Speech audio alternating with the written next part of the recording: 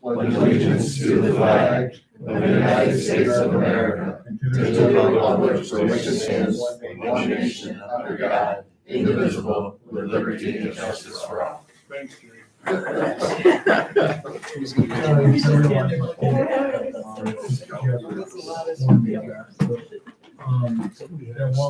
for my last presence. I got home very late and I needed to get into the office early and couldn't get over there, but nevertheless. So welcome everyone. I'm Catherine. Thanks for introducing me, representing Harris Beach. So we called the meeting our Jefferson County Local Development Corporation meeting. We've done the pledge. Any privilege of the floor, hard to tell, are the guests. And we see dots in the back. Yep. Minutes of our meeting, page 3. If everybody's received them, and if so, a motion to accept them as presented. So moved. Okay. Second. Peggy, you'll have to, I can't tell who's I talking. heard Chris. See anybody. This camera. Thank you, Bill. A second, please. Got it. Okay, thank you. So we have a first and a second. Any discussion on the minutes? Okay. All in favor of the minutes? Aye. Any opposed? Okay. I guess by technicality, I have to abstain since I can't vote remotely. Just getting into our audit report, and I'll also ask the board now for the purpose of hours, and I haven't having to necessarily hang around for both meetings. Is it the board's pleasure that we would have Bowers and Company present everything they need to present for all of the meetings today, and then suspend the LDC meeting for a moment, do the IDA, and then come back? Or would you like to just do things in the order of the agenda? What's the board's pleasure? Let's get them out of here.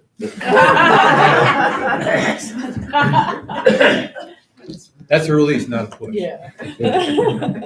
So we have a consensus, we can have Bowers present all of the activities, we'll suspend the LDC meeting for a moment and then come back. Okay, all right, so with that, page 6 through 35, if we can get through the audit report, please, and then go from there. Okay, thank you. I'm Liz Bush. I'm the audit partner with Bowers and Company. Andrew Swords is with me. He's the audit manager on the audit. So we'll go through the Jefferson County Local Development Corporation audit first. Lots of changes this year, so I'll try to do a high overview summary of the financial statements. As you recall, a couple of months ago, we met with the audit committee. This audit is unique because we had to report on a 15-month period because of the change in the year end to a December 31, and the New York State Authority Budget Office would like those presented in a 15-month format. So that's why you see 15 months period ended throughout the audit. We did do a single year presentation, just makes sense when you're changing a year end. So immediately following the table of contents is the independent auditor's report. This has changed as well.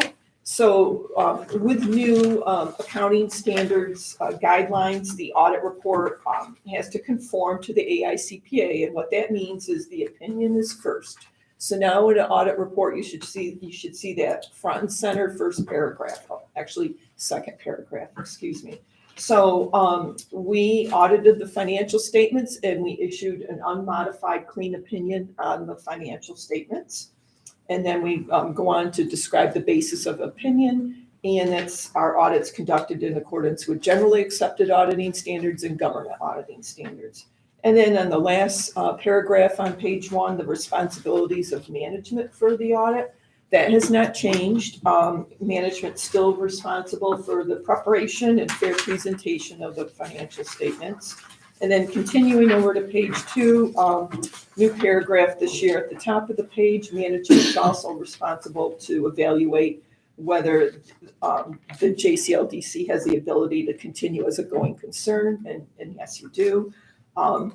Auditor's responsibility, that has not changed as well, but this report now goes into great detail of what our responsibility is. Really what we're responsible for is to obtain reasonable assurance that these financial statements are fairly stated. And then below we have bullet points of some of the high level items that we do. We obtain an understanding of the internal controls, evaluate the appropriateness of your accounting policies, and then conclude whether you can continue as a going concern. And then on page 3, we have a paragraph, a new paragraph. It's supplementary information, because even with an addition of a 15-month reporting period, this audit also includes a single audit. And that's because you received more than $750,000 in federal funds, and you spent more than $750,000. Even though it came through the IDA, that money flowed from the county, and it is federal money. So we do see a single audit for the first time in probably since 2014. So. Just for future reference, is it receive or spend, or you have to do both, or either or makes you? It's spent. Okay. So because you spent over $750,000, that triggers that single audit. So. And you will have one next year, because on your balance sheet, well, we'll move to the balance sheet. So on page 4 is your balance sheet, or your statement of financial position. And the reason I say we'll have a single audit next year, because you have some ARPA grant revenue in that unearned revenue, meaning that it was received, not spent. So I'm assuming it'll be spent in 2023. So another single audit again next year. So for the JCLDC, your total assets were $5.4 million this year. That was up about $1.8 million from the prior year. Most of that's in cash. And what that is that's the cash that came in for the grant, for the ARPA grant, but it has not been spent as of December 31. And then you'll see that down below under, in the current liabilities, under unearned revenue, we have $1.5 million. Most of that is the ARPA grant, with $200,000 with another contract that was deferred. Another new item on here, so this is the third major change that you'll see this year on the financial statements, is that we had to record a right of use asset and a right of long-term lease liability. So the new standards also changed when you rent office space or you rent equipment. If it falls under the new lease standard, we have to record a right of use asset and liability. And so we did, not as simple as we originally thought. We have to break out that lease into fixed components, variable components. Not all of it's included in the asset and liability. Some of it's still expensed. Thing to keep in mind is that you still make the same payment every month. It's just the presentation in the financial statements and the footnotes.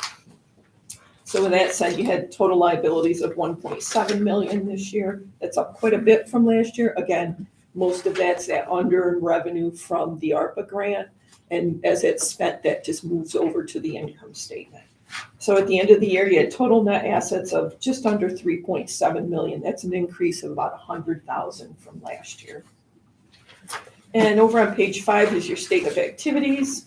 Your income statement, total support and revenue was about $2.1 million this year. That's up about $1.1 million. Most of that is found under grant revenue. We had $750,000 in grant revenue from the ARPA grant. And then that was the amount that was also spent. So we'll see that on the next page. So expenses were $2 million this year, up about $1 million. Again, a lot of that's triggered through the receipt and disbursement of that grant. And then that brings you back down to the net assets at the end of the period of just under $3.7 million.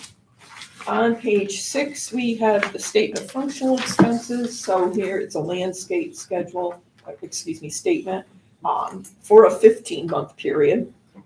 So across the top, we have all of your program service categories. And then down on the side, the left-hand margin, we have all of the natural expense categories. So here we have all of your categories. We have a line item for grant expense, and you can see that was $753,000. What we had to do a little bit differently this year, we had to break out that operating lease, the lease for the rental of the space. We broke out the variable component under occupancy with some other expenses in there, and then the operating lease component was separately stated. So again, total expenses, way over to the far right, about 2 million. That's up about 1 million from last year, as we expected, because of a 15-month period compared to a 12-month period. And over on page 7, we do have a statement of cash flows. And, basically this just shows your increase in cash of about 2 million this year. And most of it is just sitting in the net cash provided by operating activities of the unearned revenue. And that's where it's sitting until that money has been spent, which will be in 2023. So then on page 8, we have the notes to the financial statements. And here, in the first note under nature of operations, we did describe in the third paragraph that you did adopt a new reporting period and that these financial statements include 15 months. And then moving along over to page 10, we do have a description of the office leases. That's the lease of the office space. With the implementation of this new standard, there were quite a few notes that we needed to make sure that were in the financial statements, which looks a little bit differently from last year. And continuing on over on page 13, we do have to report a recently adopted accounting standard, and that's for the new lease standard. And as I said earlier, basically, it's just to record that right of use asset and liability on the financial statements on the balance sheet. And we did that, and then made sure we reported, the breakdown between fixed and variable components. Over on page 15, we have loans receivable. These are all the different loans. As you can see in the middle of the page, your loans receivable current, so you have loans of about 300 and loans receivable, of $351,000 in the current column. On the next page, on page 16, we have another lease note. We have many lease notes, and this just goes through and shows what those future minimum lease payments are for the fixed component. There is an increase in 2025, and that's just based on the wording in that agreement when you're exercising that option to extend the lease. So we made sure that we included all that in those future minimum payments. Over on page 17, we have a note at the bottom of the page for unearned revenue. At the beginning of the year, there was very minimal unearned revenue, but as you can see here, we have 1.3 million on the balance sheet for the ARPA grant that wasn't spent as of the end of the year. And then there's 200,000 with the Jefferson County Marketing Grant, and that's with the change in the year end. And Lyle and I spoke and made sure we had clear understanding of what that is. And it's just changing the year end to a new year end, so we recognize it as unearned revenue until it's spent this year. And then over on page 18, note 9 in the middle of the page, we have to report on your concentration of credit risk. All of your cash was insured and fully collateralized at the end of the year. The bottom of page 18, grant revenue, you did receive just over 2 million from the ARPA grant. And then that note continues over on the next page, on page 19. And then we just have a small, very brief description of what those ARPA grants are used for: the Small Business Productivity, Deferred Maintenance Program, Local Foods Resiliency, and the expansion of childcare. And again, 753,000 was spent. Directly below that on page 19, we have your liquidity note. And this basically just states what your liquid financial assets are and what's available to be spent to meet those general expenditures next year. So you have about 4.9 million to spend. And then following the next page is the federal award program designation in the middle of the page. So here's the compliance part of the audit. On the next page, you'll see an independent auditor's report on internal control over financial reporting and compliance in accordance with government auditing standards. This has always been in your financial statements, but now we have another layer with the single audit. So here, this report is, it's not an opinion report in this yellow book report. What it is, it's an opportunity, if we found significant deficiencies or material weaknesses or compliance findings in the audit of your financial statements, they would be reported here. We did not find any of those types of findings. So then if we continue on over to page 24, we have a new report. It's the independent auditor's report on compliance and internal control for the uniform guidance. The uniform guidance is the terminology used in single audits. So we conducted an audit in accordance with the uniform guidance. And again, with any opinion report, your opinion's first. So we did issue an unmodified clean opinion on the single audit work. And then that report continues on for through page 25, very similar to your independent auditor's report on the financial statements. Really, nothing has changed as far as the responsibilities of management or the auditor, but it's just in more detail in these reports. On page 26, we have the schedule of expenditures of federal awards. And here you can see what those award expenditures are. $753,000 for the ARPA grant, and we list it here. There will also be a data collection form that will be filed electronically once all the reports are finalized, and that'll be in the next week or two, and work with Lyle to have them just submit it. It's basically just a housekeeping item just to submit the data collection form electronically. On the next page, there's some brief notes to the schedule of federal awards, very general notes on page 27. On page 28, this is a new schedule this year because you had a single audit. Probably one of my favorite pages in all audits that I work on because it summarizes the whole audit in just one page. You have an unmodified clean opinion on your financial statements. We did not find any significant deficiencies or material weaknesses in the financial statement audit. No instances of non-compliance in accordance with government auditing standards. And then for the major federal award or your single audit, no significant deficiencies, material weaknesses, or compliance findings. So we didn't have any audit findings related to that. We did audit the ARPA grant, which is the coronavirus state and local fiscal recovery funds.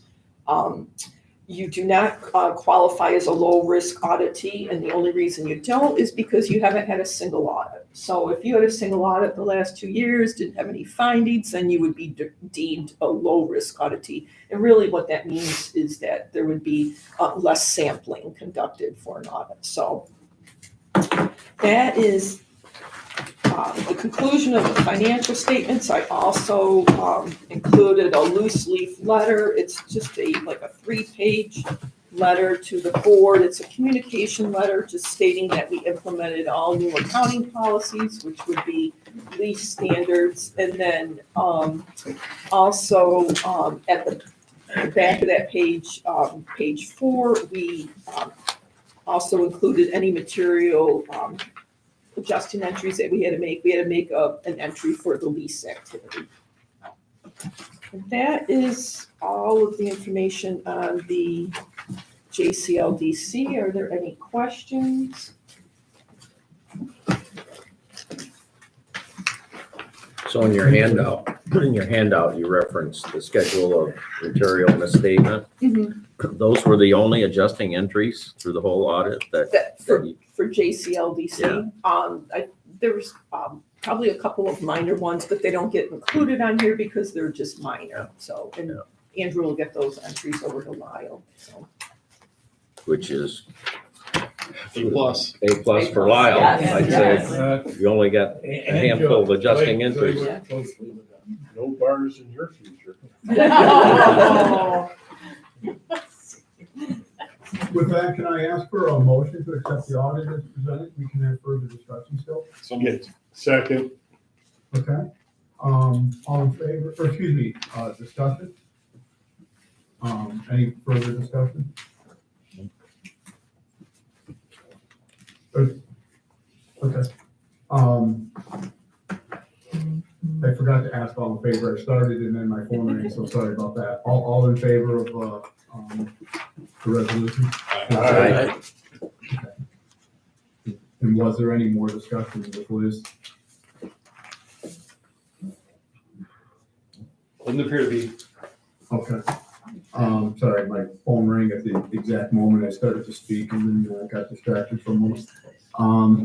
So as we discussed, we're gonna suspend this hearing and open the IDA hearing only for the express purpose of having Powers report item 5 on the agenda, the audit report for the IDA, and then we'll come back to the LDC and then reopen the IDA meeting and do the privilege of the floor and follow the agenda of whatever is presented. The board still comfortable with that? We were just. Yeah. Okay. So we'll suspend the LDC meeting, we're gonna open the IDA, meeting and allow Powers to report the audit so that they can go on with their day, from here on. So the IDA hearing is now open to present the audit report and then we'll come back to the LDC. So with that, I'll turn it back over to Powers to present the audit report for the IDA. Okay, thank you. All right, the IDA audit, this one is a little bit longer. This one's over 50 pages now. So again, as I had just mentioned earlier, many changes, a 15-month reporting period, had to implement the lease standard here, even though it's the same lease, it had to be carried over from the component unit, which is the JCLDC, into the IDA financial statements, because they're combined into this set of financial statements. And also a single audit here with 2 federal programs. The federal program for the ARPA grant, the money that came in and passed through over to JCLDC, and some of it was spent within the IDA financial statements. And then also the community investment grant or the YMCA grant. So 2 programs there to audit. So here, immediately following the table of contents, we have the independent auditor's report. Again, the format has completely changed per the AICPA. The opinion is first. Basically this changed by the guidelines because they wanted to have more transparency throughout all audits that are issued.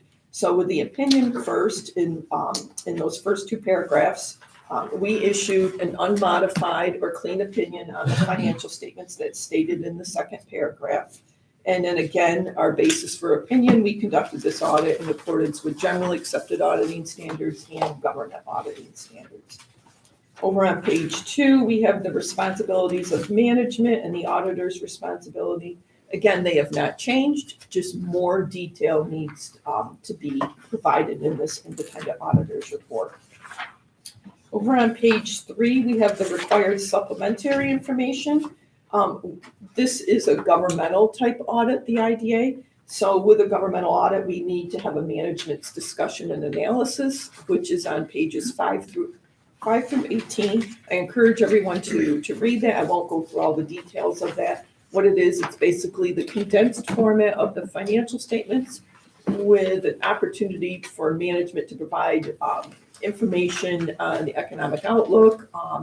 There's quite a bit of information, pages 13 through about 18 has information from management on current projects and future items. So, really a good read to gain a full understanding of, the year and the future with the IDA. On page 4, we have supplementary information. We've always had supplementary information on this audit. Supplementary schedules 1 through 6 are just basically all the information that gets combined together to present those financial statements. And also we have the single audit, so we have to make sure we include that in this supplementary information paragraph. So I'll move over to page 19 because that's where the financial statements start. Combined statement of net position. So what that means, this is the JCIDA and the JCLDC and the JCCFDC all combined into this single column. Government entities are usually just a single year format, so we kept that presentation. So for the year, the end of the year at 17 million in assets, that's up probably about 5 million over last year. The total assets were about 12 million. Where we see the increases mostly are in cash because there's cash that was received that wasn't spent at the end of the year. We have a grants receivable up under current assets of about 1.1 million. And we'll also see a grants payable down in liabilities of 1.1 million. And what that is a voucher that came in January that was for December. So that money comes in and goes right back out. Increase in capital assets with some remediation work that was done this year. Under liabilities, total liabilities were 4.3 million this year. That's up from about 700,000 last year. Quite an increase in current and long-term liabilities. And again, that's because of the under-earned revenue. You'll see that under current liabilities, 2.7 million in under-earned revenue. Of that, 2.5 is the ARPA grant unspent. Grants payable directly below that is the DoD grant for 1.1 million. And here, because we had a right of use asset lease and long-term lease liability, we did bring those over when we brought JCLDC into these financial statements. We brought those numbers as well in most of the corresponding notes. Down below under net position, that's the difference between your assets and liabilities. Total net position was 12.9 million, up about 1.5 million from last year. So we can see the details on page 20 of your combined statement of revenue, expenses, and your changes in net position.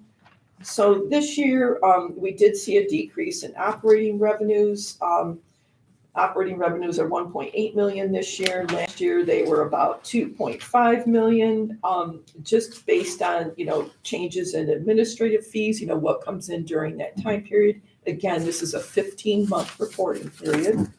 Total operating expenses are 1.8 million. Last year, they were about 1.5 million. So you have a change of about $27,000 between your operating revenue and expenses. Now, down below under non-operating revenue and expenses, we do have some significant numbers here. We have grant income of about 9.3 million, grant expense of about 8 million. The difference between the two is that some of that money that came in as grant funds was used on the balance sheet for the construction project. So, change in net position, 1.4 million brings you down to a net position of 12.9 million. Statement of cash flow is at pages 21 and 22. What I'll report on that on page 21, that your cash did increase 1.7 million. Most of that comes in from the cash from non-capital financing activities, cash that came in for the grants versus what was spent. So then there's some money left over at the end of the year that will be spent in 2023. Over on page 23, we have the notes to the financial statements. We did report in the second paragraph in that first note that you did adopt a new financial reporting period. So it's now January 1 through December 31. And your previous reporting period was October 1 through September 30th. So we do have a 15-month presentation. I spoke earlier that all of the component units that are included in here are the JCIDA, JCLDC, and JCCFDC. Over on page 27, we do bring over that operating lease note that you lease the office space, and we record a right of use asset and liability for that. And then on page 28, we continue more information on that with recently adopted accounting standards that we did adopt the new lease standard. Page 29, on note 2 at the top of the page, we do report that all of your deposits, all of your cash was either insured by the FDIC or it was fully collateralized. Down below, under the loans receivable, you can see the detail on that of 1.5 million, what's in your various different loan programs. If we move to page 32, we have more detail on those loans receivable. That gives just more detail of what the individual loans are, what your allowances are. The allowance did not change for the revolving loan program. For the micro enterprise loan program, it was up slightly from last year. On page 33, we provide more detail as required. At the bottom of the page, we have an aging of the loans receivable, so you can see most of the loans were current, and there were a couple minor ones that were in the 60 to 90 day, 60 to greater than 90 day category. Page 35, we have a new note at the top of the page, grants receivable, grants payable. And this just briefly describes that 1.1 million that came in for, that did not come in at the end of the year at December 31, but it was actually a receivable came in during January, and that was for the December timing of the YMCA grant. So we did record that as a receivable and payable. Unearned revenues at the bottom of the page, just more of a description of what's included in that. 2.5 million in the ARPA grant. There was the 206,000 for the county contract and another minor item. So that's what makes up that 2.7 million. Over on page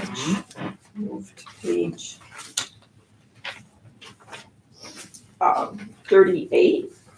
We have more lease notes. This just describes basically the information that you saw in the JCLDC and that what those future minimum payments are going to be. At the bottom of page 38, we have more information on the ARPA grant revenue that there was 4.5 million, and 2 million of that was passed through over to JCLDC, and that 3.3 million was recognized on the IDA financial statements this year.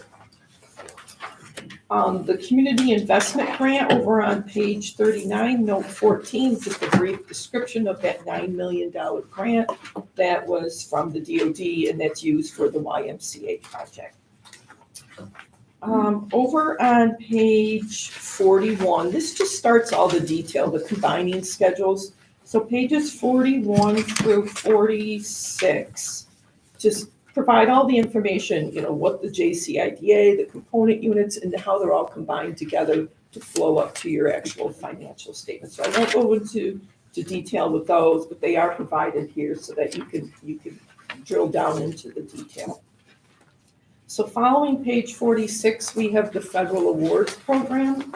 It's page 47. It's not marked as 47, but that's where we start the compliance portion of this audit. Again, with the IDA, you're going to have a single audit on the IDA as well. So the IDA just includes the single audit for the JCIDA. On page 48, we have the independent auditor's report on internal control over financial reporting and compliance on your financial statements in accordance with government auditing standards. So this report is always in your set of financial statements. This year we're going to have the second report with the uniform guidance we're going to see in a minute. So here's an opportunity in this report, if we found any significant deficiencies, material weaknesses, compliance findings in the audit of your financial statements, we would report them here. We did not find any of those types of findings.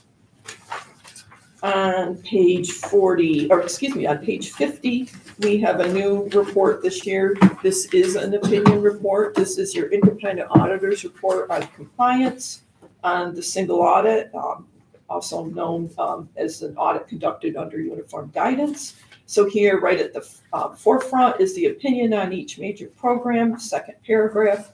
We did issue unmodified clean opinions on your single audit.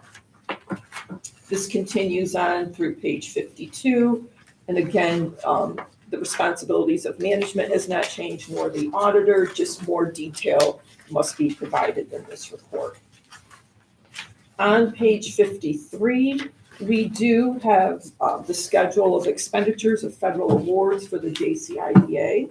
So here we have 3.3 million that came in for the ARPA grant, the Coronavirus State and Local Fiscal Recovery Funds, 3.3 million that was spent, and of that 2 million was passed through to sub-recipients. And then directly below that, the 5.6 million on the community investment grant.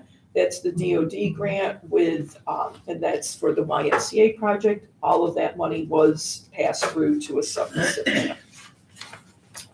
And then on page 54, we have some very general type notes on the presentation of a schedule of federal awards. And then on page 55, again, my favorite report is the whole audited financial statements, because everything can be summed up just on one page. Unmodified opinion on your financial statements. This is on page 55. No significant deficiencies or material weaknesses in the audit of the financial statements. No instances of non-compliance to be reported in accordance with government auditing standards for your financial statements. With the major federal awards program or your single audit, no significant deficiencies or material weaknesses or compliance findings. We did issue an unmodified opinion on your federal awards program audit, and there were no audit findings to report. And the programs tested were the ARPA grant, that's the Coronavirus State and Local Fiscal Recovery Funds, the Community Investment Grant. Those were the only two grants. You do not qualify as a low-risk auditee for the reason that you just did not have single audits for the past 10 years. Only other thing that we talked about with management internally, you do have a uniform guidance policy in place. You have procedures and policies in place for your financial statements, your single audit, everything. The policy does state in the IDA work papers, the policy says for the JCIDA, a uniform guidance policy, you could either just add the JCLDC to that or make a separate policy. It might be just as easy just to take that policy and add that it's JCIDA and JCLDC. But you're basically a blended unit and same people, so I would just maybe update the title of that. On the last page is an investment report. This came about several years ago with the ABO office. They wanted to see a report that you don't have any investments to report here, so we include that as well. And then there is also a communication letter that's separately, loose leaf letter separately stated. That's just that we implemented all your accounting policies. We did not have any disagreements with management on your estimates or adopting accounting policies or any disagreements with any other types of things on the audit. And then also we attached the material adjusting entries here, which would have been a grant receivable and payable and grant income and expense for that. And this is on page 5, excuse me. That's for the community defense grant, just recording that receivable. And then to move a write-off between miscellaneous income and bad debt expense. So those were the only two significant entries. Lots of changes again this year, but we made it through.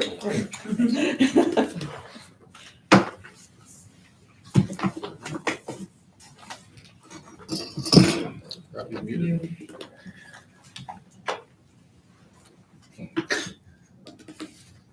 I realize I'm muted, I'm sorry. From the IDA board, and LDC, if any questions now, otherwise, from the IDA board only, if you can have a motion to accept. I've got a quick question. Sure. Okay, please. On page 35 references land. Nope, and the parcels of land are at the airport, the air park, 73 acres at a cost of 32, almost 33,000 per acre. It says C note 9. Can you explain that to me? We didn't pay that much for that land, did we? We had a lot of improvements. So it's with the improvements. Environmental. I didn't see that from that note really 9. That was nearly $1 million, I believe. All right. Yeah, I think all in, yeah, costs and insurance. All right. Well, the actual acres, I think is like close to 88 acres. Is that typo somewhere? 88 acres is actually the actual parcel. 88 acres, not 70. 88 acres, not 73. It's, there's the east and the west parcel. Right. The east, I believe, is That's 88 acres. 88 and. The other one is 12 and a half. Yeah, 12 and a half. Yeah. We could change that to, so I can get you the exact numbers. okay, so we can make that, I mean, we can easily change that to 88 acres then. Now, let me get you the exact numbers. Okay, so- I'll get that over to you today. That was really the reason we wanted to do drafts today, because there's so many moving parts this year. There's every change that could possibly happen this year happened in 1 year, so. Okay. Then on top of it, 15 months, Yes, well, that was 15 months, the Yeah. lease stand at the single all audit. these projects going on. Yeah. It's complicated. Okay, so we'll We'll get through that. okay, sure, Good question. All right, that answers my question. Thank you. okay. Any other questions before mowers can be excused? Okay, I didn't read far enough ahead, and I apologize. The next resolution is actually accepting the annual audit, so we'll save that to the actual IDA meeting because it's roll call vote. So unless there's any other questions from Bowers, we can move back to the LDC meeting and go back to the agenda, which officially does accept the audit. I apologize. But any questions for the IDA audit? Okay. Well, thank the LDC board for allowing us to do this diversion, but it was most efficient to do it in this manner. Thanks, Bowers. Thank you. I don't Thank you. think there's any other questions for going through the audit. We certainly know how to get in touch with you if there's some that arise. We really appreciate your efforts in doing this extra work. With that, we're gonna go back to the LDC meeting where we left off, which is actually the annual meeting resolution. Well, on the audit, it was a good experience. I think they worked very closely with the auditors. And I would point out that this is our last year for Liz. We have to move Liz out and move Lori back in for 5 years. You're getting too close and friendly with us like that. Just feels like I just started to get to know you. But we do get to keep Andrew, do we not? Oh, yes, Andrew, and I'm sure Lori will be, trying, when we switch partners like that, the two partners work closely together, I'm sure I'll be there as like a second, trying to, Well, help and her. this isn't our choice, it's the state's choice that we change partners every 5 years.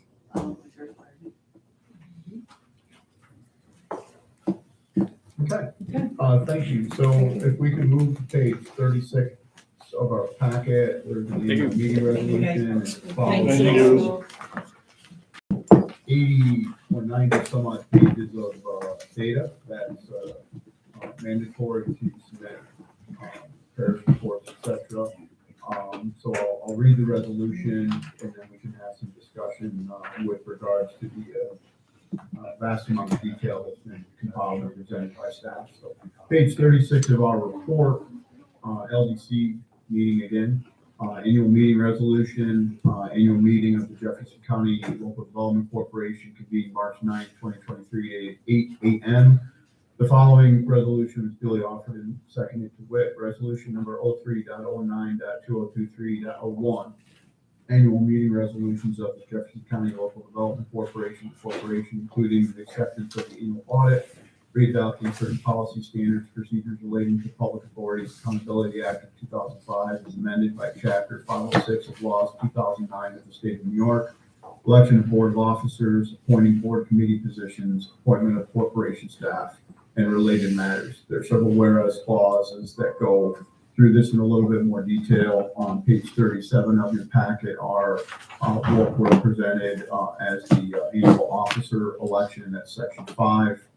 We've already gone through some other items with regards to some changes with regards to audit, finance, governance positions, and then section 8 is appointment of staff. So with that, we can have more discussion, but might I have a motion to accept this resolution as read from the LDC board? Yes. Paul, first, second? Second. I'm not sure who said second. Bill, okay. Go ahead, first, second. Again, there's about 90 pages of data, a lot of information here, so please, any discussion? This is we do this every year at our first meeting, annual meeting, is that right? Yes. Yeah. Okay. If no other discussion, we have first, second. It is a roll call vote, please. Peggy? Dave, Yes.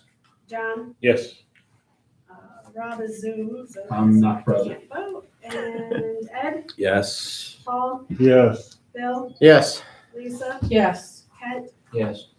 Rob Aiken, Yes. Greg is also Zoom, so can't vote, and Chris. Yes.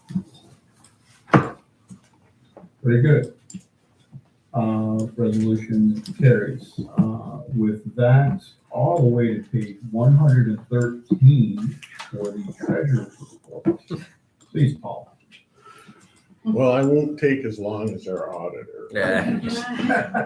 And I'd just like to say that the last two treasurers obviously did a great job because we got an unqualified audit. And thank you, Lyle. Enjoy. Enjoy, that's And right. Peggy. Thank you, everybody then. There's really wasn't much of note in the LDC monthly statements. You'll notice that federal grant income is up about 12,000, but that's a pass through on the balance sheet. We dropped off about 100,000. Most of that change was in the general checking and savings account. There's no delinquencies in our programs, and that's about it. Okay. Unless someone Do we have has a motion to questions. accept the report, or do you have what else to report, Paul? No, nothing else, Rob. Okay, what I was hoping when you said that's about it. Do we have a motion to accept the report as presented? Motion. Second. First and second, any other questions for Paul or that? Okay, all in favor, aye? Aye. Any opposed? Okay, and one not present. So that moves us to, committee, council reports. I don't believe there's any committee reports on the agenda, so are there any that aren't on the agenda before we get to council reports? Mr. J. Madison, you are top of the line here. All right, and I promise I will be brief because you've had such a long morning already. You will be receiving information from us about the Ag Development Conference, which will be on March 31st. Free conference, free lunch, so it's a good time to come out and network with a lot of folks from the ag community. Our focus is going to be on the ag labor issue. We've got a panel presentation set up, so it'll be a lot of fun. It'll be a little bit different program than what we normally do. The one activity I'll report on, besides all the other stuff, went to Albany with the New York Farm Bureau board members, met with all of our legislators and some adopted legislators. The one concerning piece of news, at least from the agricultural perspective, that I took away after meeting with a whole lot of elected officials is that minimum wage increases look very likely, and it looks like they will be tied either to inflation or some other measure, if you will. And I, personal professional opinion, that's not beneficial for agriculture. Beyond that, our next Ag Council meeting on Tuesday is going to be very interesting because as a result of meeting with all of our elected officials and then getting phone calls from our congressional representatives, we are going to have either the elected official or the representative of almost everybody. Maybe there's one assembly person I haven't heard from participating in our Ag Council meeting on Tuesday. They all want to say hello. They all want to get to know the Agricultural Council. So it might be interesting. We'll see if any of them want to continue to join us every month. I feel like you might have a little more prep for that meeting. Yeah, a little bit. So anyways, that's it. I promise to keep it short unless anybody has any questions. Are you around after we're done here? Yes, I do have to go someplace at 10, but if you need me, I'll hang out because I it's not just critical. wanted to have a conversation with you about soil and water and ag worksheets. Yes, and actually, I'll follow up with that because I'm getting a lot of questions about assessments in towns that you're very familiar with. So there's a. Well, my question, I might as well go over it, is soil and water making sure they aren't. There's an extended period in towns that have revaluations where you can apply for an ag ceiling exemption. That requires people who never had them before need to get soil worksheets, and that requires soil and water. And I'm hearing, I haven't heard it one-on-one, but from others that soil and water has Set a deadline. basically resistant to, they said March 1st is this typical date, but all of the people that want to get them have through all of March to do it, which means there's going to be a crunch time if there's a lot of new applications. You got to make sure that soil and water realizes that this is extremely important. Yeah, and that follows on the conversations that I've had, so, I'll talk with you offline about that some more. Some other time, but that was what I was going to talk about. Yeah, no, I'm hearing similar issues. And there's 3 towns that did revaluation, so it's Pamelia, Clayton. Clayton made the news today, after making great news last week, or earlier this week. Yeah. There's an article about their reval today. And it's hitting the ag community hard, Okay. from what I'm hearing, so. Other questions? Thanks, Jay. Any other Thank questions? you. Marshall, Dave, I'll let you do manufacturing, marketing, and whatever flow and order you wish. Yep, I'll just say manufacturing, we're working with Lewis County. We're actually co-hosting here in Watertown on March 24th, a breakfast with the Manufacturing Association of Central New York. They, kind of membership-based organization, but they do a lot on advocacy issues and trainings type stuff. So it's going to be a focus on legislative issues in Albany, making manufacturers aware of things they ought to be aware of, what's pending and how it may affect them. And then also will be an information session for them on the new internship opportunities for manufacturers in New York State. So, Any questions for Dave? That's you, Marsh. Okay, just wanted to, real quick, we did travel down to Albany last week for a Economic Development Council meeting. Had a chance to see ESD talk a little bit about what they're doing. Number of different breakout sessions. Robin, Dave, and I went, and it was a very nice meeting. Also got to spend some time with some of the Harris Beach folks as well, so that was great. Who's ESD? Empire State Development. Yeah, sorry, I should have been more clear on that. Our bylaws state that I am required to present our annual report on this meeting. So what I'm going to do is, can't minimize. You could share screen. Just, hold on one second here.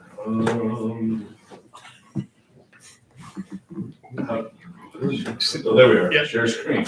Okay. Green right in the middle. Yep, it's the obvious one. The one that's well hidden. But matches our logo, so. Exactly. So just want to, quickly just present this. There are some edits to be made, and you'll be receiving hard copies when all is done. The cover has some Y pictures here of amenities that we're going to be having. Nice little thing there with the front of it. Message from our chief executive, which these are parts that we always have, pieces of it. Obviously our board and staff, and we're thankful for all that you guys are doing for us. Picture of, obviously there's a lot about the why. You say a lot. There's some parts to it about the why. That's a big part of what we've done this last year. Projects that we have going on, financial summaries, obviously, some highlights.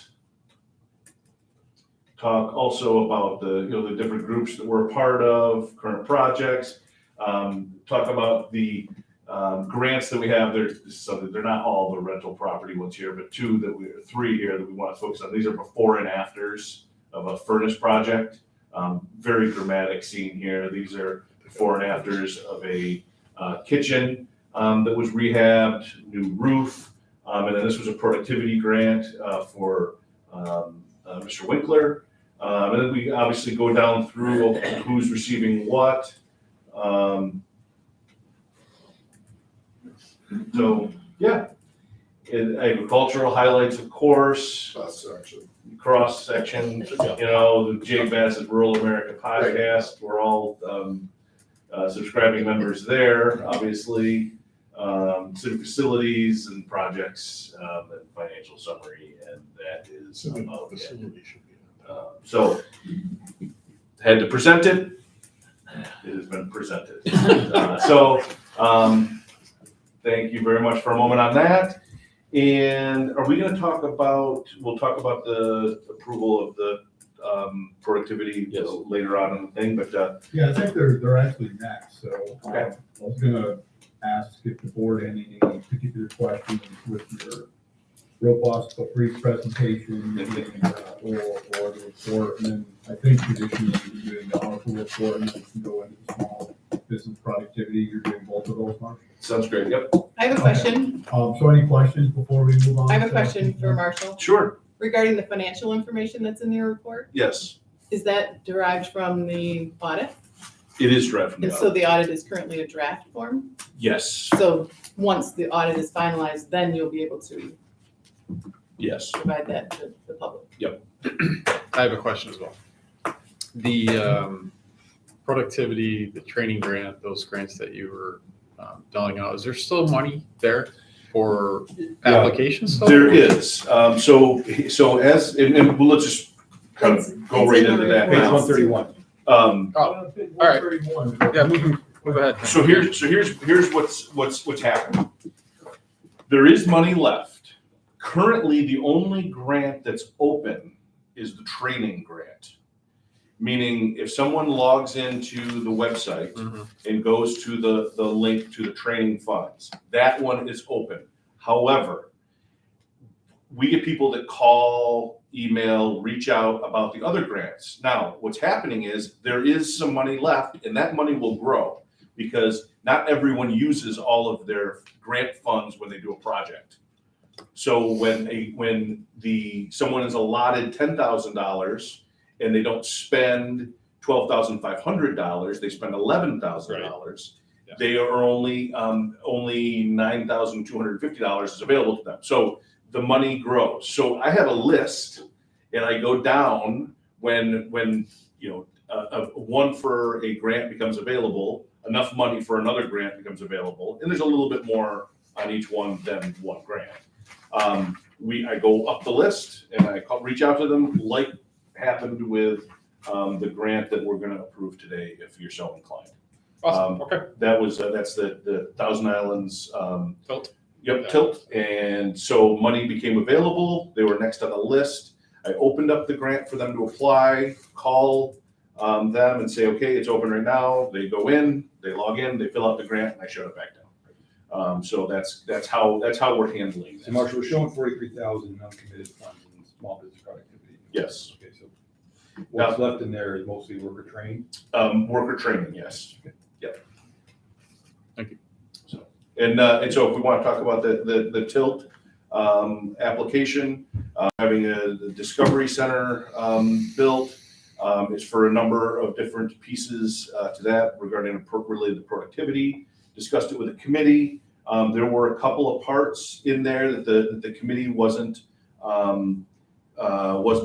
inclined to fund, so we took those out. However, since theirs was so much higher than the 1,250, it didn't really take it down a whole lot. So I think that it's something like 9,750 is the 705. 705. So Marshall, the description here is what they requested, or this is what's being funded? That is being what is requested. Let me just check and see. Right, So one thing, because we have to let the board know what's being funded. yes. Okay. So on this list, the only thing that is not being funded is the projector. And I'm just looking to see the $600 projector, because we talked about it and kind of felt that the projectors either sort of work or they don't, and it's very difficult to quantify. It's difficult to quantify a lot of this stuff, but they're dropping the projector out of what they're approving. So And this is for the point of service? yep, I'm sure. So how does a drone fit into that? Well, there's a number of different pieces to it. It's not just the POS, which is like the iPads and the software and the drone, which he said was going to save them a lot of time. So that's what the committee felt anyway.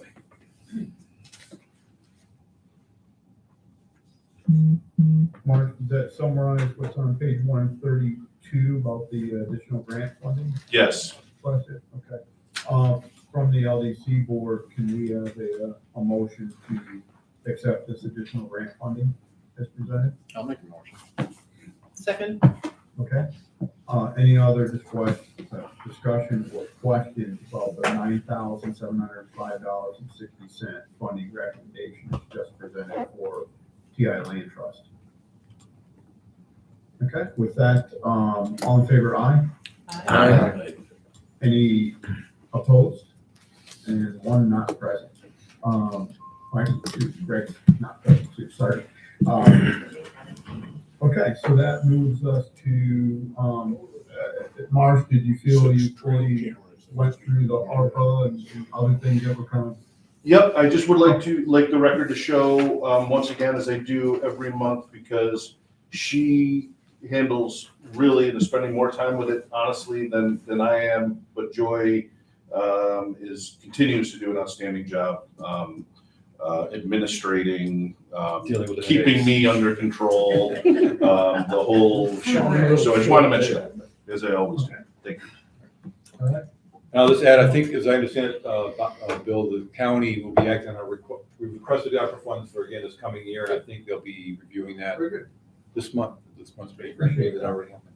That's already happened. Okay. Hopefully it'll be in front of the board meeting in April. That's right down. Very good. Catherine, traditionally, nothing from council in this meeting. Is that still a true statement? Yeah, nothing to report. Okay, very good. New business, page 133 of our packet, we have a public meeting video conference policy, which we're testing out today, apparently. Well, no, we're not testing, because actually we don't have a policy to comply with yet, so. No, I'm just saying, we're testing out to Yes, see right. if you can actually do something remotely or not.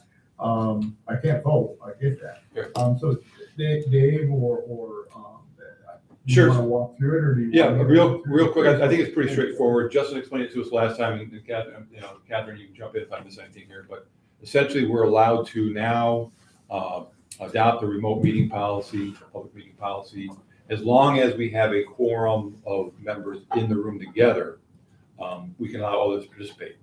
Participating members that are participating remotely, for example, Rob or Greg, cannot count towards a quorum. But as long as we have a quorum together in a room, they can vote. They just can count towards the quorum and participate in the meeting that way.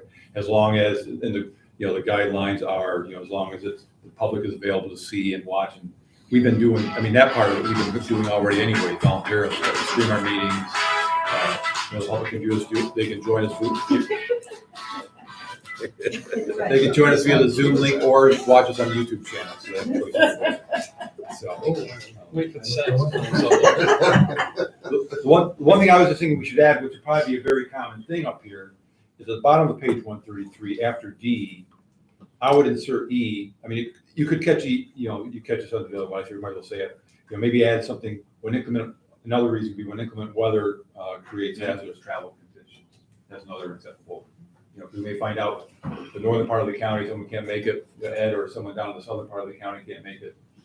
So, and then, that would make that E, and then just change the top of page 134, the other significant reasons, make other F. That'd be my suggestion. Great. You just want to expand significant unexpected to include weather.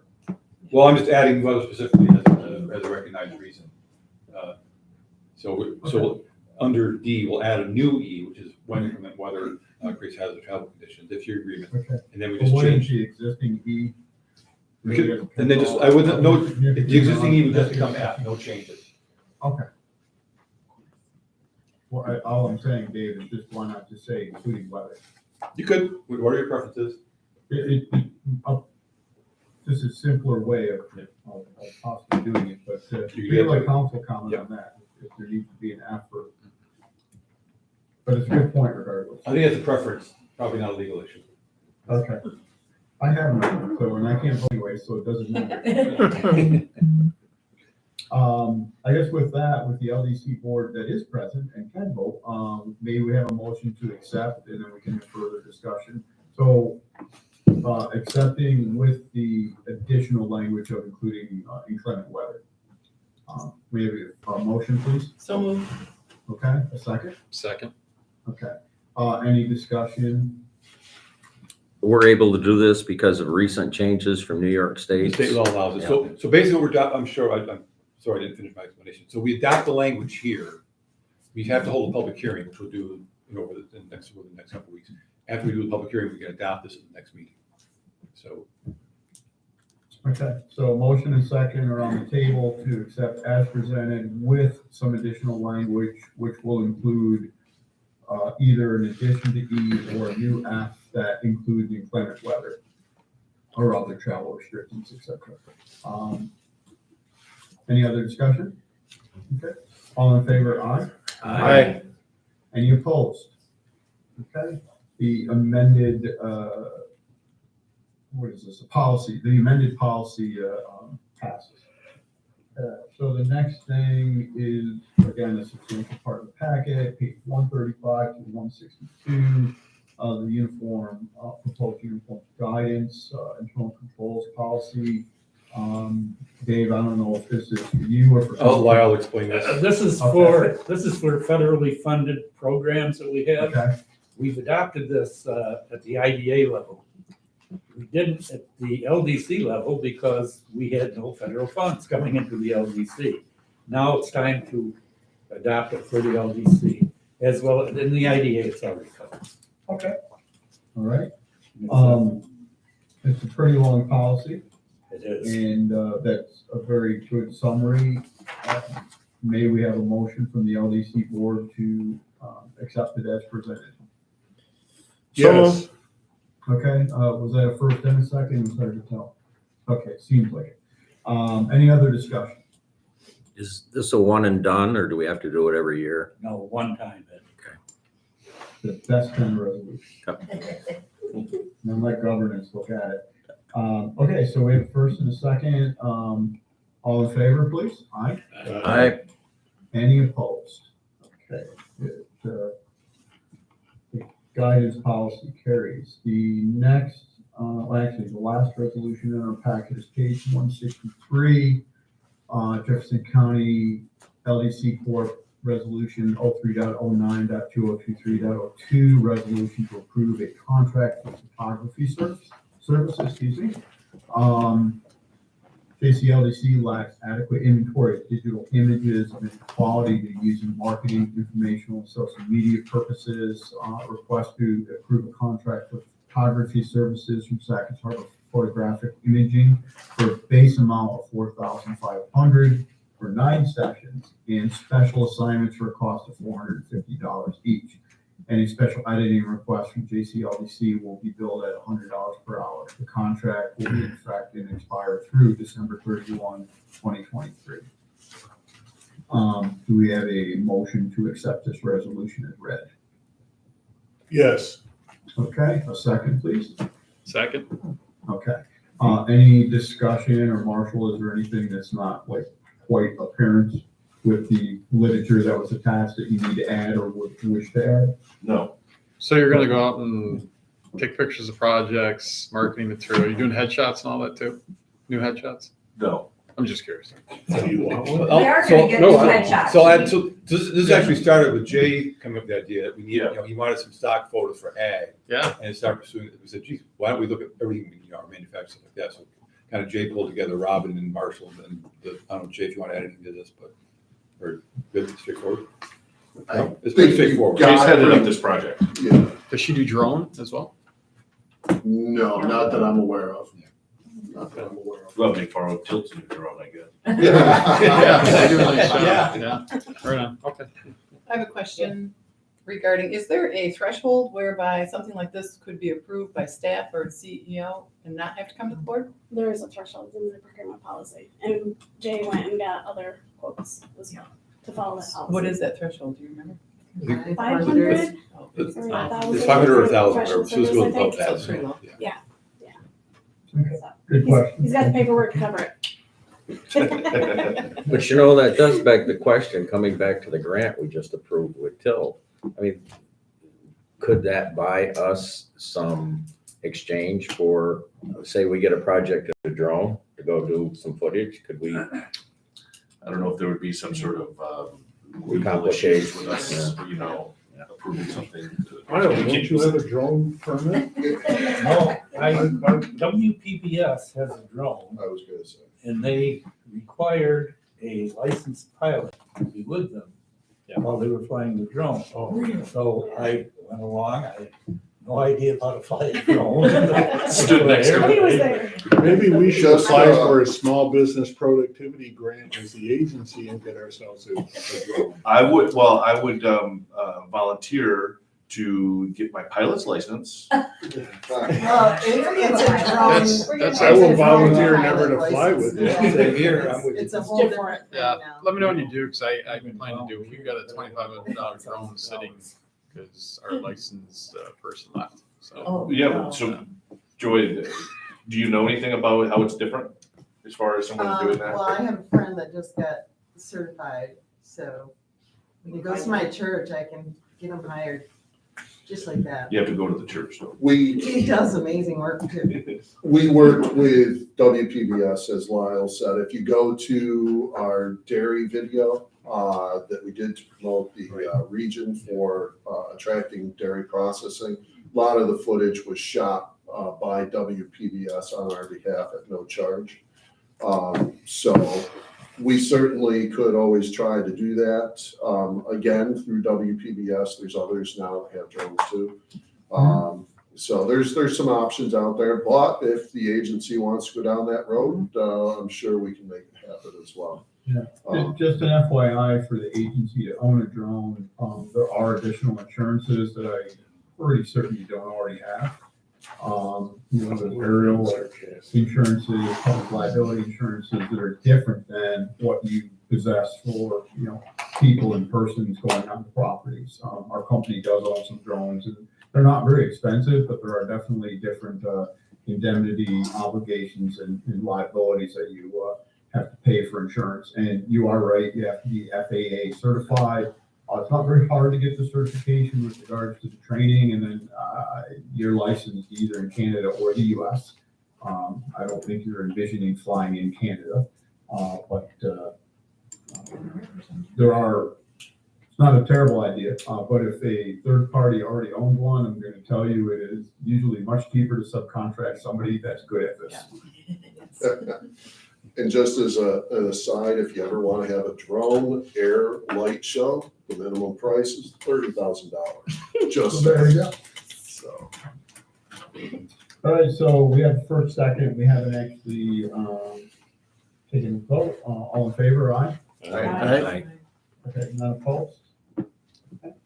Last thing, Dave, Juneteenth holiday, there was a discussion, it's now a federal holiday. It wasn't, I think, on our packet last year, and you were. What happened, I think last year, it was made a federal and state holiday, but it was kind of last minute. We had not addressed it at all in our governance policy, so we just kind of left it as was. So at least we ought to review and answer the question if the board is inclined to recognize it or not recognize it as a holiday.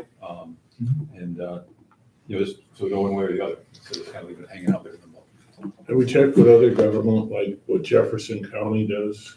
Do they grant it to the city? The county apparently does not. The Most others city do. has not addressed it yet, except in the latest fire department contract negotiations that was brought up with the mediator involved, that got dropped from the contract. So they were pushing for that to be recognized, but in their contract now, it does not show that. Dave, How many days do we match what the county? I'd like to know if we match up with what the county does, and if so, maybe we should tie to Jefferson County. I think we generally do match up with the Pretty county. much, I mean, the county. We don't have election day. No, We instead, traded it. We traded day after Thanksgiving. we traded Veterans Day. Oh, we traded Veterans Veterans Day. Day. Yeah. So we still have the same number of days. otherwise. Wait, Maybe I for the think we next, might have an extra day or something, I'm not sure. Dave, I looked- Dave had mentioned this to me for the governance committee, and it was one item. I said, let's just put it on the board agenda. And then, asking what the county was doing, coming back to aligning with the county has approached it and didn't do it. So, Yeah, it's I a would, union issue. It would have to be negotiated. yeah. So coming back to staying in line with the county, it's like, I guess maybe we should, because we really follow county's lead on our holidays and a lot of those acceptance. We probably should stay in line with the county is my feeling. If I can also add, I'm sorry, is that we just recently passed a CSCA contract, and that was not in there either, but it probably will come up again. Why don't we compare the contracts and if need be, have a governance committee and come back to it? All right. I mean, it makes sense to, if the county's closed, why aren't we? I mean, I think we lined up with, our spot. I consider county pretty much a sponsoring agency. Yeah. So. But right now for this year, the county has acted on this, right? Yeah, the county's not recognizing it. Right. So they've looked at it and said no. Well, all of our contracts have been renegotiated and it's not in there. Okay. There's a few different unions in the county too, I imagine. 4 or 5. That means no. That's it, right? All right, will we be able to convene a governance committee meeting before Juneteenth if the recommendation is to grant?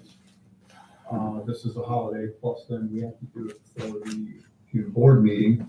Because I think Juneteenth is exactly June 19th, so it'd have to be passed at the June board meeting or earlier. I'm not sure that's what they were saying. I think they were saying follow the county and Okay. then visit it later. Is that? if Well, the I county guess- Changes. Our governance committee. Right. consider- That's it. I make a guess recommendation. it's the board's wishes at this point. Do you want to refer it and study it more to the governance committee, or do you want to act on it now with the idea of declining it? I would prefer to decline it until the county makes a decision that they want to move forward with it. That was kind of my feeling, but here again, it's what the board wants. Are you comfortable with that, Paul? Yeah, I don't think, Someone make a motion and we can have a discussion on, All right, well, if we don't get a motion to approve it, there's nothing to Right. do. all right. So I think let's have The a two governance motions committee make sense, or- meeting sometime and let's look at the other governmental agencies' policies and. Well, it wouldn't hurt us to compare, make sure how far out of the perimeter we are or not with the county, so. That's what we have committees for, so we can do that. okay, it is, so motion for governance to study this and make a recommendation to the full board, is that? I don't think you even need a motion right now. At this point, you just charge the governance committee to look at it. Okay, Yeah. I'm All fine right. with that. Formal motion. As long as there's consensus for All right. the board, that's what they do. I don't see a lot of head shaking, yes or no, so we'll move this to the governance committee, knowing that Juneteenth is June 19th.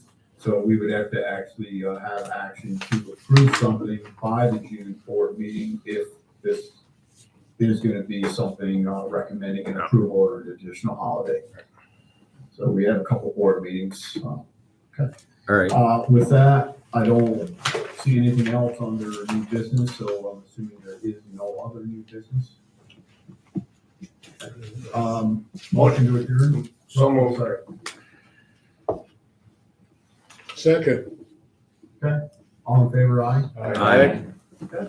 Thank you very much. LC meeting closed. Excuse me, we're gonna now call to order the JCIDA. See everybody later. Thank you, Greg. Look very comfortable, Greg. I'm in Atlanta. This is spring break for City Potsdam, I so was just there last night. Hotter than heck there. it's been warm. Yeah. You I'll protested see everybody later. police. see you, Greg. You're looking relaxed. Oh. So, okay, JCIDA meeting is called to order. We've already noted the pledge. Privilege of the floor, there are a couple guests. Okay, no privilege. Minutes, page 3. Everybody received them and reviewed them, and if so, maybe we have a motion to accept them as presented, So moved. okay? A Second. Okay, any other discussion? All in favor, please, aye? Aye. Any opposed? Motion carries. We've already done our audit report from Bauer. And if we turn to page 65 of our board packet, we have the annual meeting resolution. The annual meeting of the JCIDA was convened on March 9th, 2023, 8:30 a.m.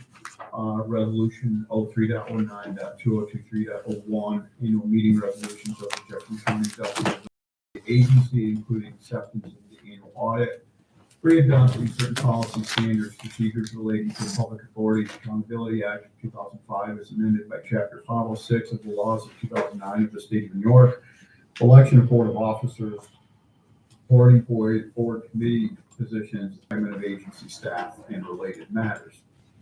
Again, there's several whereas clauses and then various sections that go through the officer election committee appointments and appointment of staff all the way to section 8. So if we have a motion to accept the resolution as presented. Yes. Okay, a second, please. Second. Okay. Any discussion? This will be a roll call vote after the discussion. Just point out for the board, just, I mean, the Paris annual reports for both the agencies, a lot of work, I thought to Peggy, having to reach out to a lot of our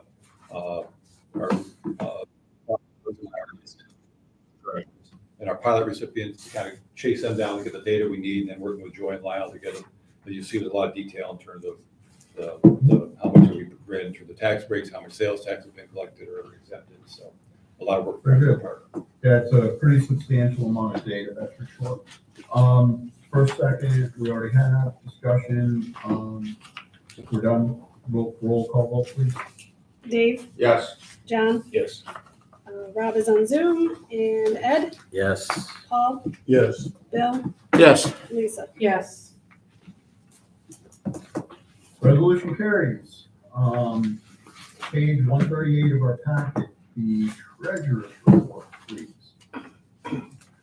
Okay, once again, the flowing of the grant money makes it look like we had a horrible month, down from 1.1 million to only $18,000, but that's all a pass through.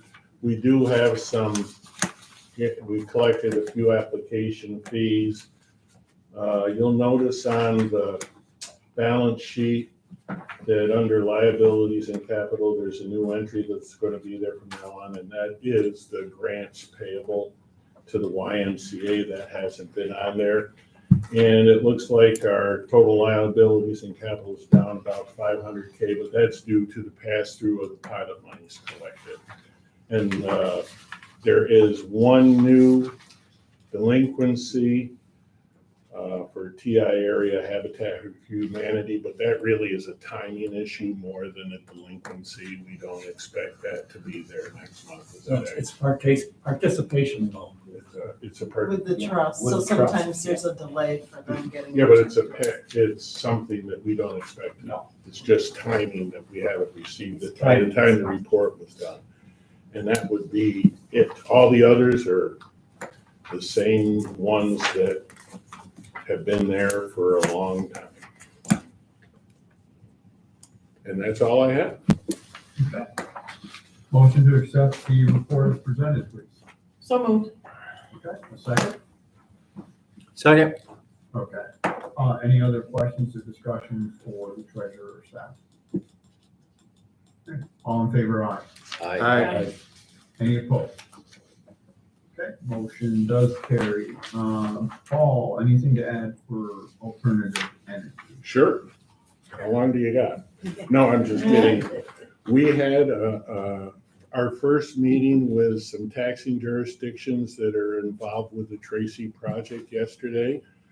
The Alternative Energy Committee was there and joined us. I thought it went very well for the first, trying to set up. We didn't talk about numbers. It's just letting everyone know what we see coming. and I thought it went extremely well.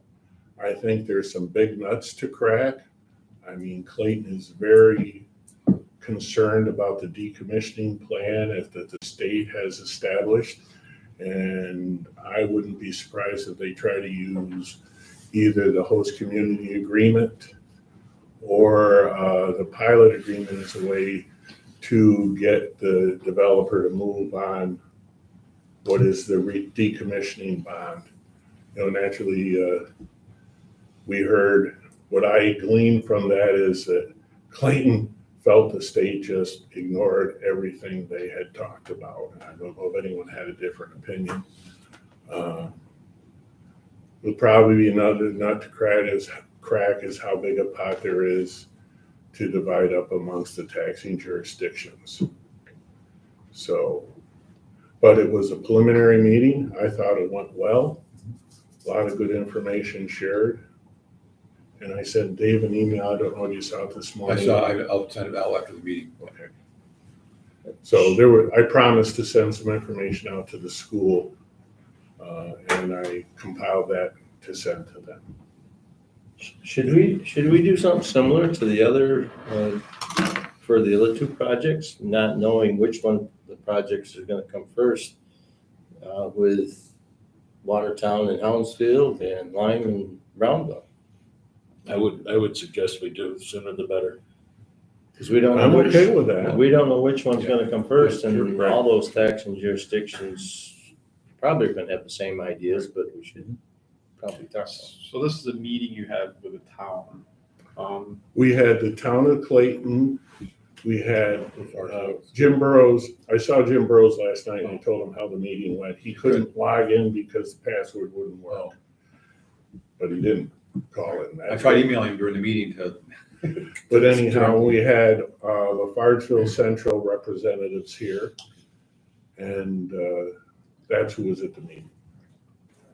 I'll share an observation, and it comes back to, I think, the success. Part of the reason I sat in on it is I'm getting questions from friends and neighbors and people on the school board and stuff, and it's particularly towns because they're not a taxing jurisdiction. So it's like, Jesus, I'm trying to learn more about being able to answer people's questions. Hence, I sat in on it. But my observation I share from it, and I think it came back to Paul's credit and Dave's, the success of it was all the taxing jurisdictions that are going to be involved in that first meaty pilot were there at the table, well represented. And when they left the room, I felt that we were all on the same page. We're not negotiating separately. Everybody had a chance to bring their concerns out on the table to address them. So in that sense, we know what the forces are and how to address them and how to move forward. That was the success of the meeting. A lot of the concerns, I think everybody shared, and it's about the host community agreements, and we saw some host community agreements from other areas and how they're trying to get around some of what they expect to be onerous regulations coming out of the state with a new valuation model by moving stuff from taxation into host community agreement. And it's the same thing. We heard the same thing with the school that we've heard with everyone. And it's the tax cap calculations as a project leaves a pilot agreement could have substantial impacts on them. It sounds like there may be some legislation to address that. I tried to find it last night and I couldn't find that. But that was coming from Harris Beach, right? And the other term. That information. That they thought that the tax cap issue was going to be addressed by the legislature to remove some of that impact at the end of a pilot. Yeah, Catherine, Justin had mentioned on the call yesterday that, there's a whole, that tax calculation where the value of the pilot does not get included in the growth management factor. Could you or have Justin send us a copy of what that legislation is pending if you can track it down? Yep, absolutely, will do. Okay, thanks. There was also brought up that there may be a budget bill where I think it was Ben W, okay, I can't say it. Wisniewski, saying that he believes there's a budget bill coming to take away this whole uncertainty of what the valuation model will be. There is for sure. Okay, and it's basically just taking the review part out, so they're just opting to get it done. Whether or not it takes impact for this year or next year, I don't know. But that'll at least allow us to get to the point where we can try to estimate what full taxation is, what we're giving up, so we can actually do the impact statement on this. So if you want, if we want to set up another meeting, John, I'm okay with it. I would suggest we do Boralex was the first one that received a permit. Yes. And That's go that Watertown, way and then Houndsville. to. Watertown and Houndsville? Right, Houndsville and Watertown. Yeah, but I think there may be is either South Jeff or Watertown City School District. I think there's 2 school districts Yes. in that one. There is. Okay. Do you know which the other? It may be South Jeff. Okay. We'd have to take a look at that. Sackets? Yeah, Yes, Sackett's and South Jeff or Sackett's and Watertown. So I haven't looked at the lines recently. Yeah, I gotta take a look at it Watertown again. goes to Floral Drive, so I don't know. Well, this is out towards The other way. Rice's Road area. Some state road. So Probably is we can South figure that out. We'll figure out what the school districts are. Yep. We'll get together and have an informal meeting with them and try to work that one going the same way. Right. And then we'll do the Riverside project last. And as this whole thing unfolds, determining a pilot, it's always the balance between risk and benefit, you know? So economically, from an agency in the county, which comes back to the pilots, you know, revenue generated. I find our last newsletter, you know, the information in that last newsletter, putting specific numbers to revenue being generated, tax dollars being generated from the approved pilots thus far. I think that's very informative. I think the public needs that out there, because that's at the end game. That's what the opportunity is. How do we generate those tax revenues to benefit everybody? I found, has everybody read Robin's newsletter? I assume it was Robin the author of that? Yep. That's good. Well, it's a group, everybody's giving me information. Well, that's good communication wise. I think that's good information to get out there. Just as another note on solar projects, for the first time, had one of our local firms reach out to me about a project being proposed in southern Jefferson County, town of Adams and Ellisburg.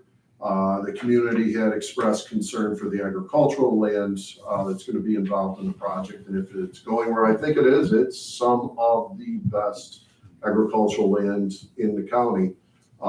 So the firm reached out to me for some guidance on agricultural concerns and possibly how to address them. So I sent them our decommissioning plan guidelines that we had developed, shared those, as well as other thoughts on things that could be done. So I was happy to see the community finally interested in that. So that was good. Is the project you're talking about in our database, is it I large? don't know the name of the project. They didn't share the name of the project with me. They just shared the general location. Size, did it tell you? No, I don't have any of that. We could probably look at it because we have parcels on the spreadsheet, a lot of them. County planning paper or something. Yeah. I might also just say one other thing. There is no password on our public meeting Zoom. I'm not disputing that Mr. Burrows would have issues logging out because it happens all the time. But if most of the time, the best way to access them is through the website where it just says public meetings. So, you know, there's a link there. Because 90% of our meetings are done on that particular Zoom page. So. Sorry, thanks for the wrap up. We got quite a bit of business left here to go through. That would be the only solar committee or alternative energy committee information. Okay. Minutes for Converse, long review, we got a few resolutions and then some at the tail end. You want to walk us through what was discussed? We do. First off, we had a discussion with regards to raising our interest rate due to the time we're in right now.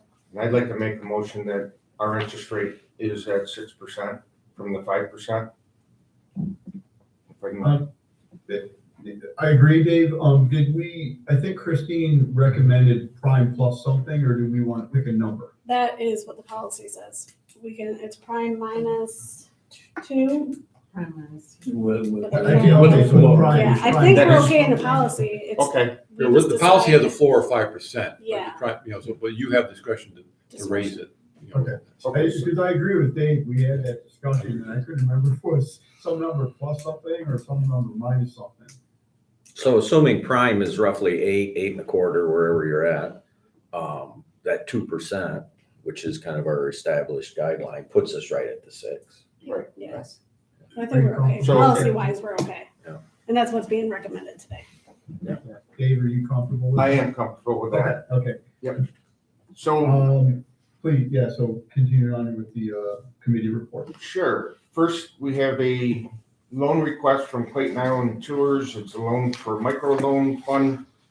$40,000 to be used for motors, upgrades to the boats, and install a 1,000-gallon fuel tank. Committee and staff have recommended this loan of $40,000 at 6% for a 5-year amortization. Do you want to work on that resolution now? or- Yeah, we'll do that, thank you for pausing. We'll read the resolution now, so Dave's given us that background. Page 149, you can pack it, resolution 03.09.2023.02. Resolution for authorizing the micro enterprise loan to Clayton Island Tours LLC. Whereas David K., owner of Clayton Island Tours LLC, requested an application for micro enterprise loan from this agency in the amount of $40,000 to be used for boat motor upgrade and install a 1,000-gallon fuel tank. Staff and committee recommended approval of the loan in the amount of $40,000 for 5-year amortization with a 6% interest rate. There are 2 employees in off-season and 46 employees in the summer. Collateral will be first position lien on all assets of the business and personal guarantee of Mr. David K. Do we have a motion to accept the resolution as read? Yes. Second. Okay. Second, okay, for second. Any other discussion? Just a comment I'll make on it, I see this guy work every day through the summer, and what he brings to Clayton is exemplary, and he's one hardworking individual, and it's nice to be able to participate and help him forward because he's very deserving. Agreed. So we have first, second, all in favor on it? Aye. Okay. None opposed? Resolution carries. Please continue on, Mr. Congress. So our next one we have is 3 Mile Bay Ventures LLC, otherwise known as the Sallyport View LLC. If everyone remembers, we did approved a loan for them a few months back. That loan was contingent on them getting a grant, which they did not get. He's reworked his numbers and come down with the total cost, but with doing that and not receiving the grant, he's asked us to up the loan by $137,500. So we're looking at a $250,000 Total obligation or. Yeah, Small investment. Yeah. it's from the RLF. Get my mind going. With that, it's a $250,000 request. We're looking at a 20-year amortization with a 5-year balloon at a rate of 6%. And I just received the new. Yeah, we had this in the lower news packet. We forgot, we neglected to include this in the board packet, so. For the board package, the new amounts requested versus the old amount of expenditures and likewise, so. I don't know if anyone has any questions with regards to this. I believe Mr. Bennett is with us. If anyone has questions for Mr. Bennett? Has the first amount been submitted to Mr. Bennett yet, or? No, so 2 things changed. One, the amount he requested, but also he's requesting the loan to go through 3 Mile Bay Ventures. which is the owner of the property, as opposed to originally he was requesting to Sallyport View, which is the operating entity on the property. So we told him we needed a new application to begin with, and since the other contingency hadn't been met.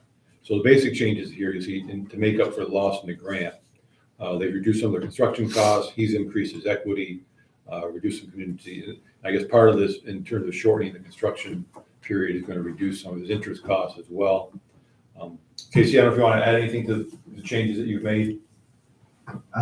Yes, it was a lot of the work that we had previously done, because this has been a 2-year process, has been to our benefit, in that we've already ordered and received a lot of the supplies. They're all sitting in my in-laws' garages, basically. And we're ready to go. So whereas before we had a 12-month construction period, we're really looking at like a 6-month construction period now. And that was a big savior in helping us reduce the budget. Yeah, we did receive a copy of the appraisal that Pursuit Lending had done that shows it has built would be $7.7 million. 1.3 million currently has is. Is this the last financial nut in the whole operation to get it going? This is it. This is the final. I have pursued Watertown Savings Bank, or please, I can share the commitment letters with you. Sure. Upon SBA getting back, so SBA has all the latest changes, and so they're usually a 5 to 10 business day response. It's been 5 business days, so any day now we should get a response from them. And Lincoln Capital, like I talked about last time, is ready to pick it up and disperse funds. So we could be starting construction in earnest. 1 April is what we're planning on. You said you do have commitment letters, or you're expecting commitment letters after the SBA approval? They'll only give it after the SBA says, oh, yes, I acknowledge all these changes. I drive by that property all my life, and I've always said, you know, what a gem. That location is perfect. I love your business model. To bring $8 million to that part of the county with the market that they're addressing I get excited about it. I'll make this prediction that look at the money we put into the Harbor Hotel when it came to Clayton. I think this project can be as significant to that part of the county as the Harbor Hotel was to Clayton. The venue that they're going after there's such a demand for it. You can't, the weddings that are booked at the Clayton Hotel are out 1.5 years. Where's the other facility? Bolt Castle. The weddings, I was just reading their report that they've got booked for the summer. They're at 114 weddings on Bolt Castle this summer and turning people away. So as a Destiny wedding venue and vacation, leisure time with a facility build out, $8 million that they're putting on that site, we should be excited about it. I am anyway. I think they'll do well. Well, thank you. Page 151 of our packet, read the resolution, we can continue discussion. Resolution number 03.09.2023.03, resolution for authorizing revolving loan to Trinidad Bay Ventures LLC, known as Sallyport View LLC. As indicated on September 1st, 2022, we prior approved $112,500 co-proportional was the in consort with North Country Alliance, who matched 112,500. Now there's an additional ask for $137,500 to get to our cap for the RLF of the 250.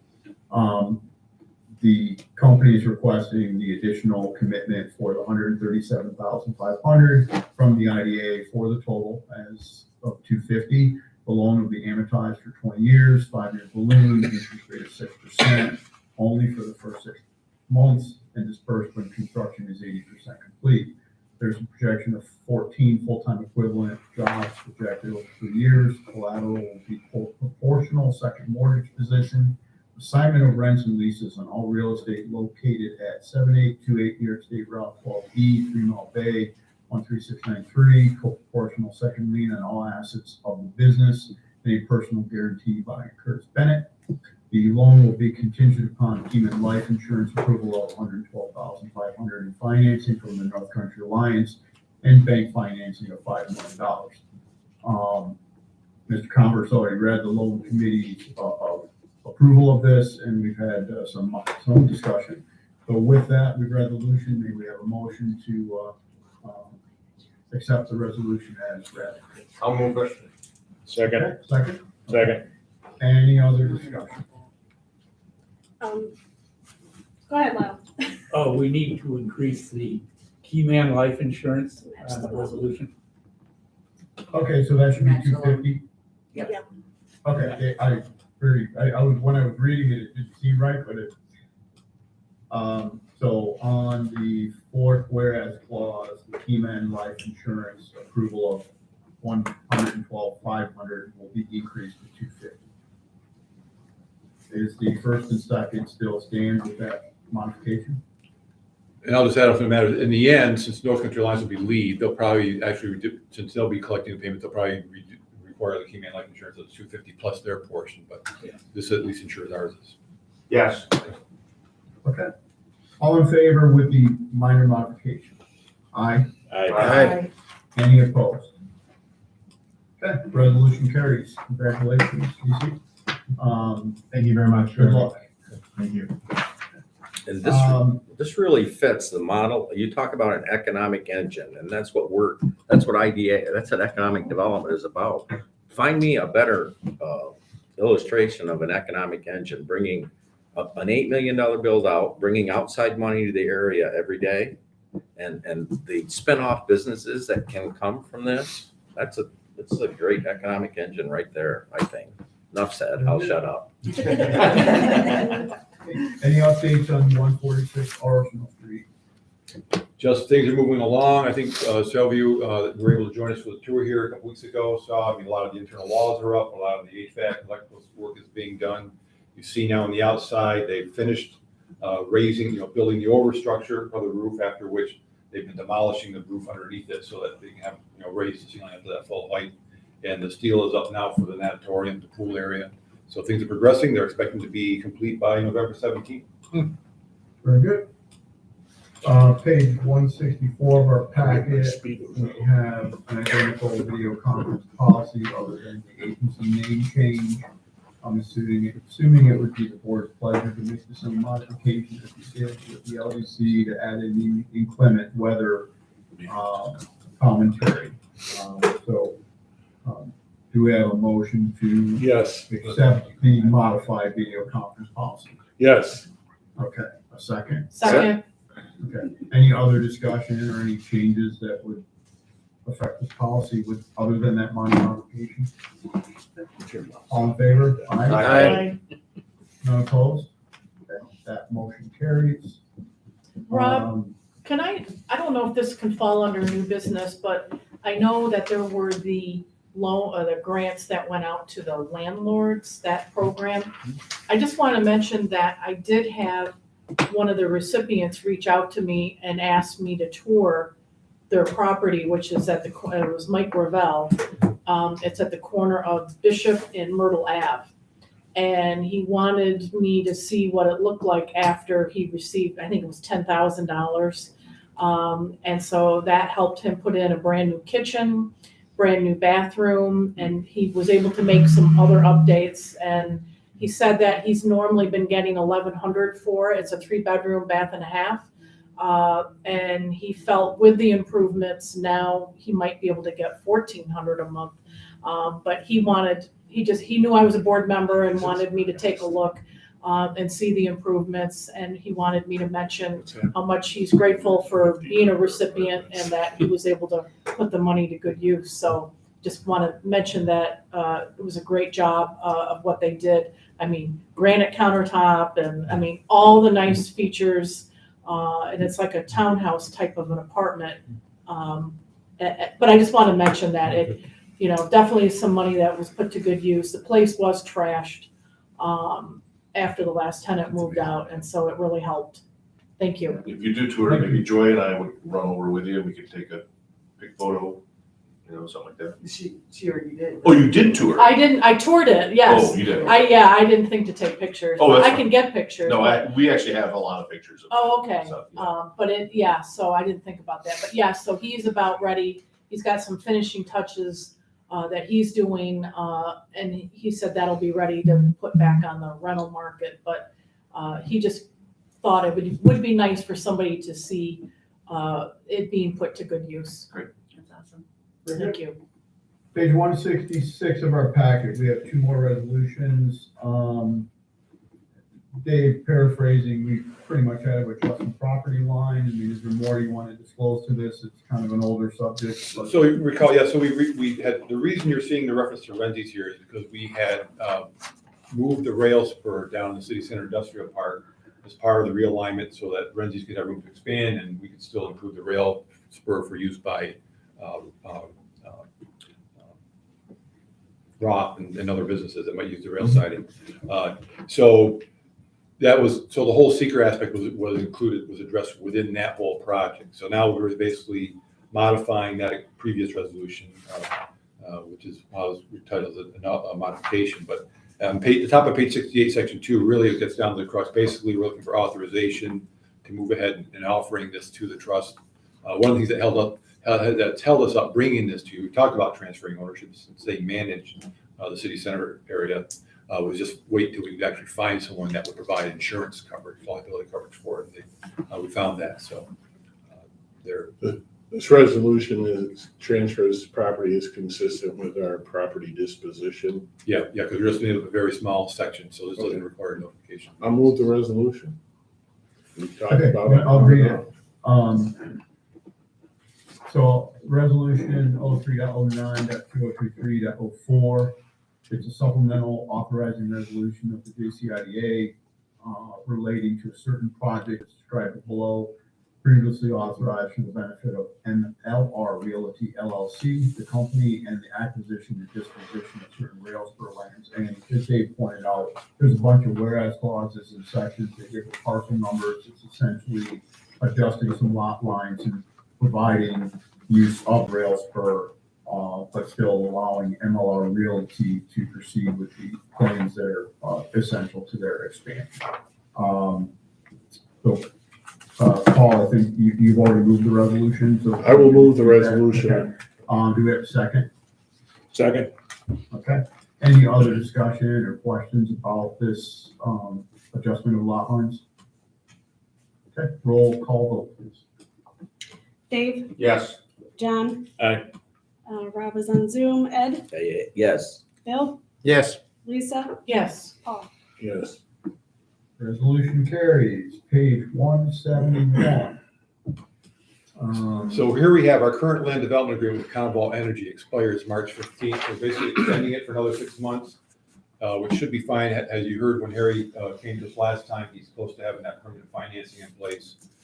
So this basically extends that out for him, and I expect we'll be closing on this before that next date now. So we're moving a lot of dirt out there. I haven't been out to, the last time I was out there, there's some big piles. Paul or someone was saying. Oh, it looks nice out there. They all flattened out. Constantly amazed at the work that's gone out there on there through this winter and what it looks like now. Yeah, they picked good weather. Really good weather. They've got a lot done. I've heard through the grapevine, there's $1 million worth of stones been laid out there from Barrett's. That's a lot of So stone. Have you had any further conversations with Harry about his finance package? Yeah, just a little bit. He says here he's got 2 proposals for equity investment company. He's another one for debt financing on the project. He's just in the process of negotiating with them the best terms before he selects which one to go with. So. Page 171 of our packet, the authorizing resolution for Conval Energy Inc. and Conval Manufacturing LLC, phase 1 of the project. Resolution 03.09.2023, please correct. Is it 2022.05 or should it be 2023? Mine says 03. 2023, yes. Oh, maybe on the document itself? Yeah, it says, Year. well, it's got today's date. Yeah, it should be 3 in the document. I was gonna say the agenda's So right. I'll correct that. Oh, I see. 03.09.2023, corrected from 2022, please, on .05. Resolution of the Jefferson County Industrial Development Agency approving the extension of development rights pursuant to a certain land development agreement with license and exclusive option and transactions contemplated therein. Lots of whereas clauses, lots of discussions. We've already amended this, I think, 2 times prior at least. This is merely an extension to push the LDA term that currently expires on March 15, 2023, outwards 6 months to September 15, 2023, to give adequate time to close up all the finances and stuff. So, resolution is read, and do we have a motion to accept it as amended and read? I'll move it. Okay, second, please. Second. Okay, very good. Any other discussion, and other than the minor correction? I have a, how much farther can he go until we close? This is the last. This is it. In terms of work or time? In terms of work? He can't build anything.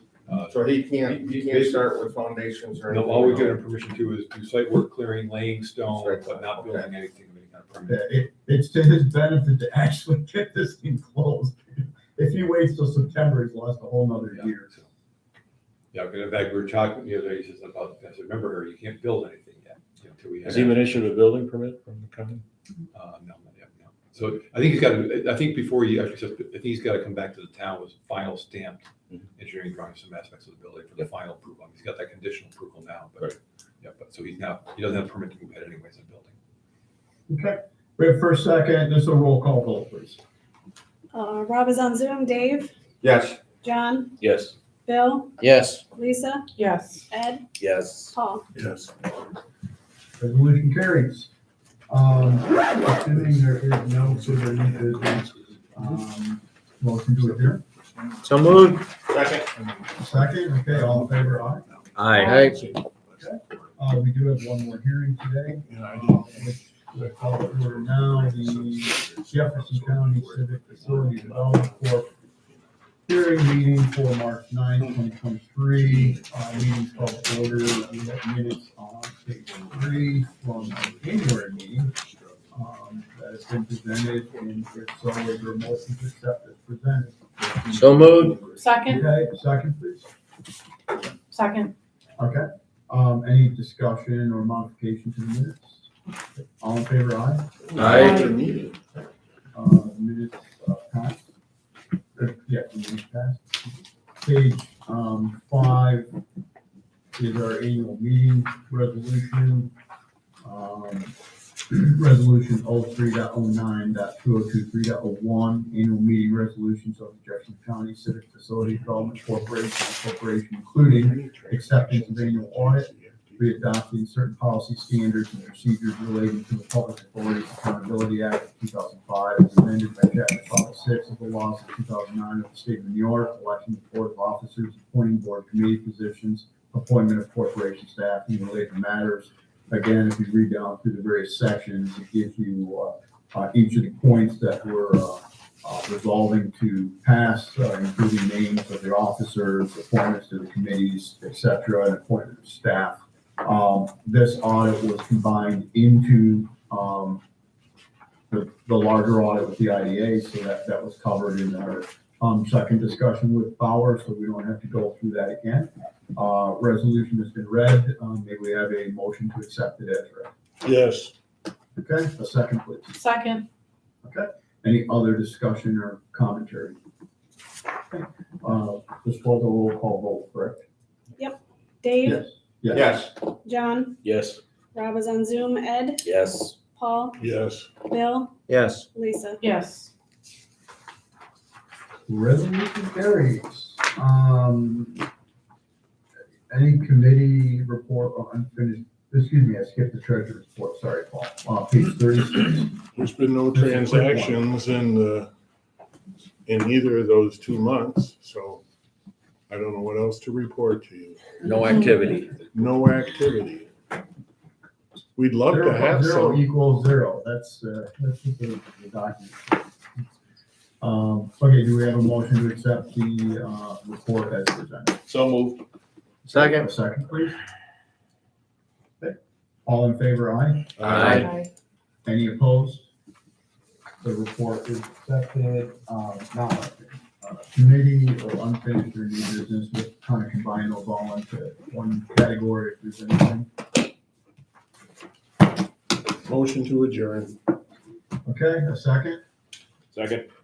Okay, all in favor, adjourn. Aye. Everybody, motion carries. Everybody have a